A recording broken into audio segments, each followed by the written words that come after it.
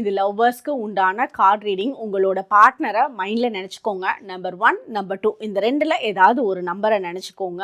அந்த நம்பரில் யாரை பற்றி நினச்சிருக்கீங்களோ அவங்களோட கரண்ட் ஃபீலிங்ஸ் உங்கள் கூட ரொம்ப பெட்டராக கனெக்ட் ஆகும்.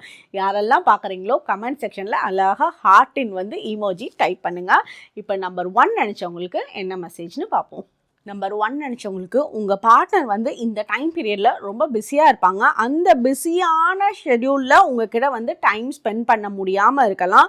ஸோ இந்த மாதிரி பிரச்சனைகள் இப்போ ஓடிட்டுருக்குன்னா அவங்க சொல்லக்கூடிய ஒரே வார்த்தை, நீ லவ் பண்ணுற மாதிரி இருந்துச்சுன்னா எனக்காக வெயிட் பண்ணு, கண்டிப்பாக நான் வருவேன். நீ இப்படி இந்த மாதிரி ஏதாவது டிஸ்டர்பன்சஸ் நடந்துகிட்டே இருந்ததுன்னா அந்த கேப் லாங்காக போகிறதுக்கு உண்டான வாய்ப்புகள் தான் அமையும்.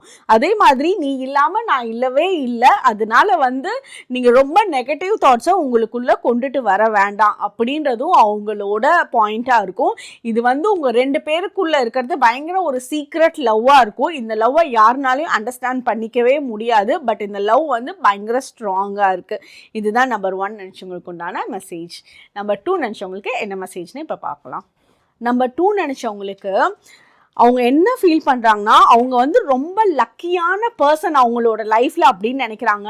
எதுக்காகனா அவங்களோட லைஃப்பில் நீங்கள் வந்ததுக்கு அவங்க ரொம்ப லக்கியாக நினைக்கிறாங்க. உங்கள் 2 பேர்த்தோட மைண்ட்லேயுமே நீ வந்ததுக்கு நான் லக்கி, நான் வந்ததுக்கு நீ லக்கி, அந்த அளவுக்கு ஒரு பாண்டிங் இருக்குது. இந்த இடத்துல சில கிளாரிஃபிகேஷன் ஆனால் இல்லை. எந்த ஒரு விஷயமும் ஒரு தெளிவான முடிவெடுக்காமல் எல்லாமே பாதியில் நிற்கிற மாதிரியே இருக்கும். ஒவ்வொரு பாயிண்ட்டும் எல்லாமே கிஃப்டடாக நீங்கள் நினச்சாலும் சில பாயிண்ட்டை நீங்கள் சொல்கிறது தான் கரெக்டு, அவங்க சொல்கிறது தான் கரெக்டு அப்படின்ற மாதிரி 2 பேரும் இருக்கப்போ அந்த எக்ஸ்பிளனேஷன் கொடுக்கறதுலையும் டிஃபிகல்ட்டிஸ் இருக்கும். அதனால சில புரிஞ்சிக்க முடியாத தன்மைகள் இருக்குது. இந்த புரிஞ்சிக்க முடியாத தன்மை உங்களுக்கு தேவையில்லாத இது செப்பரேட் ஆகிடுவோமோ, இந்த இடத்துல செப்பரேஷன் நடந்துருமோ, இதை நம்ம தனியாக ஹேண்டில் பண்ணணுமோ அப்படின்ற ஒரு மனநிலைமையை இந்த டைம் பீரியடில் உங்களுக்கு கொடுக்குது.